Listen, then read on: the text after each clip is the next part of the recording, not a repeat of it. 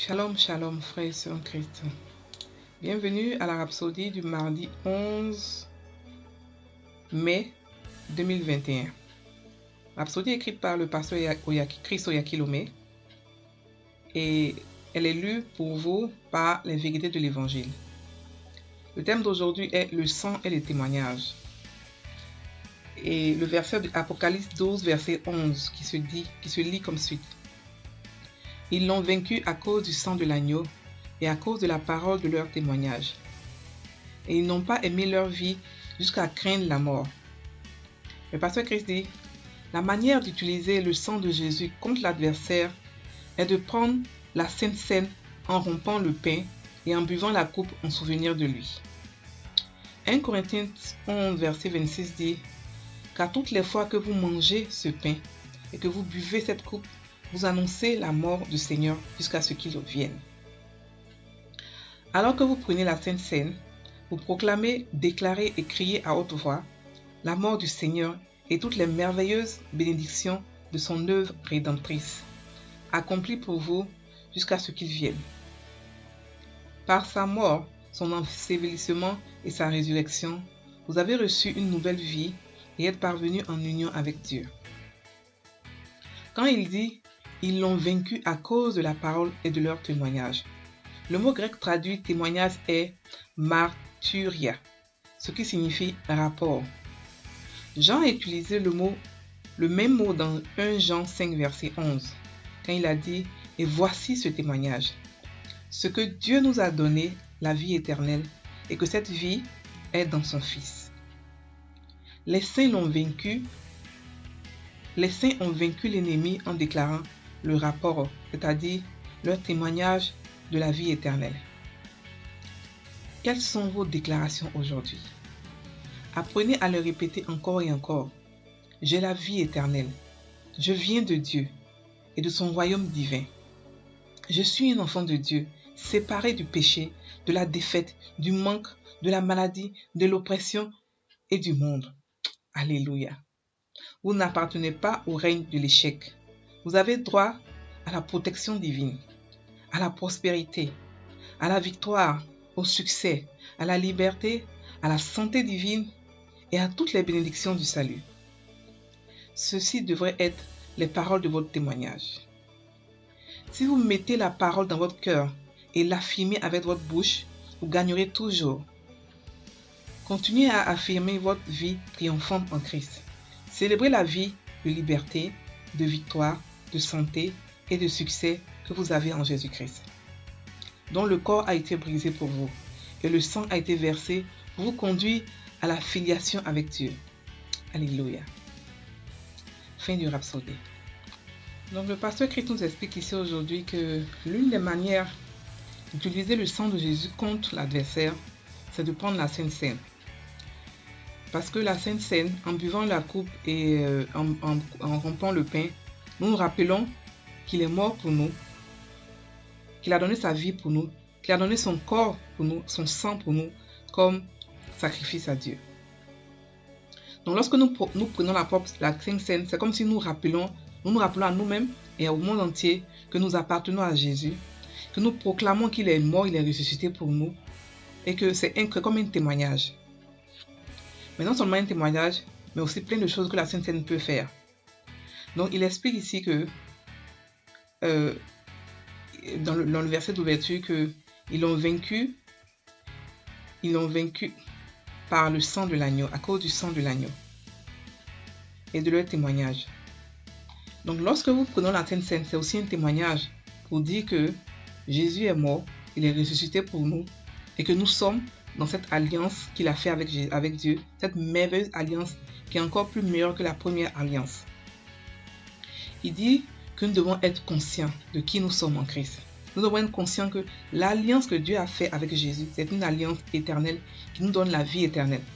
Et c'est quoi la vie éternelle? La vie éternelle, c'est Zoé, c'est-à-dire la vie de Dieu, la nature de Dieu.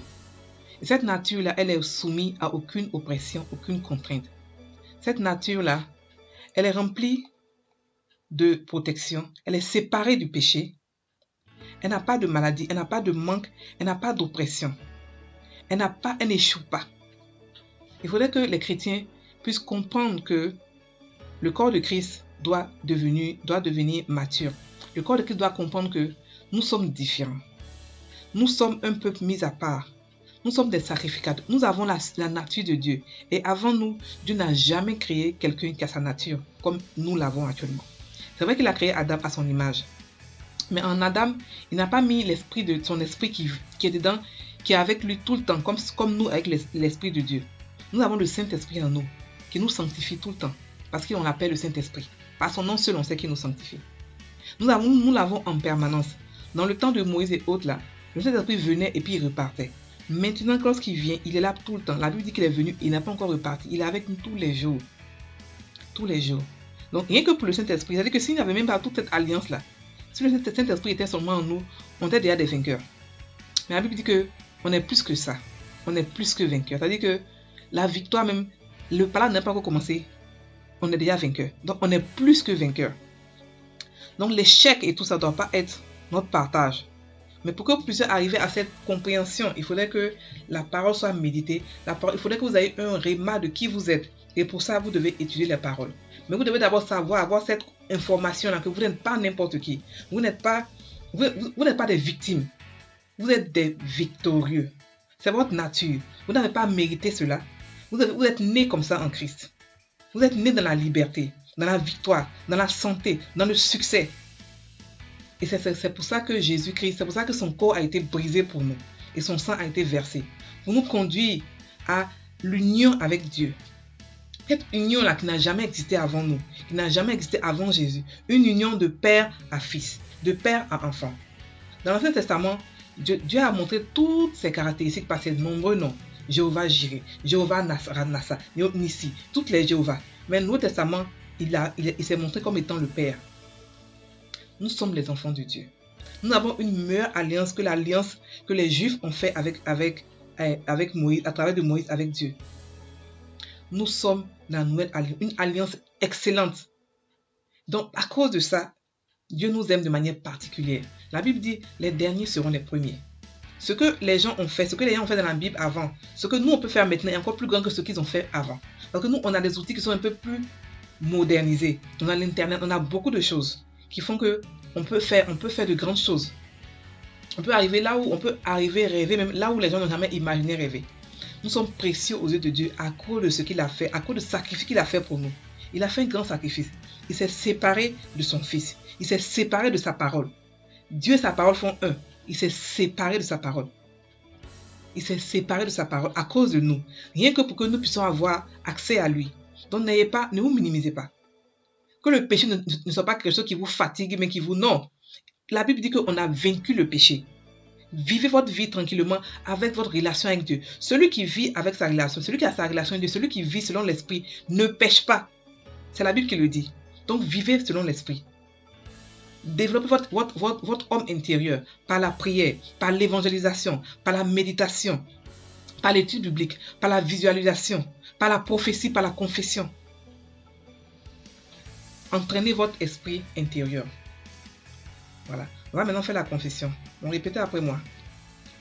Je témoigne du grand salut, des victoires, des triomphes et de la plénitude que j'ai en Christ. Je célèbre la vie de Dieu en moi,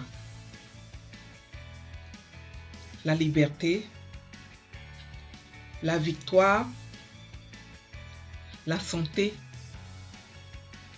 et le succès que j'ai en Jésus-Christ, dont le corps a été brisé pour moi et dont le sang a été versé, afin que je puisse être un avec le Père, avec le droit de jouir de toutes les bénédictions du salut. Béni soit Dieu. Passez une très bonne journée, frères et sœurs. Sachez que le sacrifice de la croix est grand et précieux. C'est pour ça que nous devons prendre la Sainte Seine pour nous rappeler de ça et réitérer encore notre amour pour le Seigneur, notre reconnaissance. Passez une très bonne journée.